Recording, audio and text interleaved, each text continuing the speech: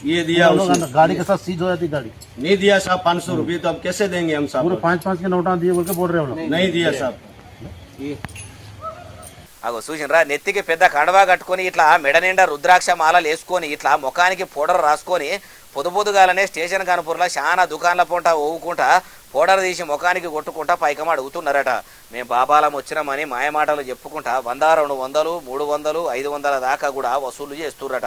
చాలా మంది వీళ్ళను బాగా అబ్జర్వ్ చేసి వీళ్ళను చూస్తే దొంగ బాబాలు ఉన్నట్టున్నారని దొరకబట్టి పోలీస్ స్టేషన్ కు పట్టుకొచ్చిర్రట. ఓ అన్న బాబాల గురించి చెప్తుండు ఈయనుండ్రి. స్టేషన్ కనుపు పొద్దున్నే దొంగ బాబాలు వచ్చి షాపులలో అందరూ డబ్బులు అడగడం స్టార్ట్ చేస్తారు.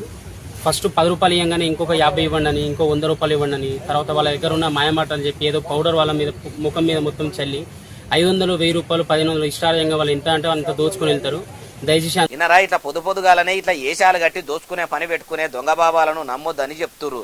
ప్రజలు కూడా బాబాలమని కొందరు బద్మాషిగాలు రాగానే వాళ్ళు ఎట్లా నమ్ముతారో. ఇసొంటోళ్ళు చేయంగా మంచి మంచి సాములకు బాబాలకు చెడ్డ పేరు రావట్టే కదా అంటుర్రు ఈ ముచ్చటిన్నోళ్ళు.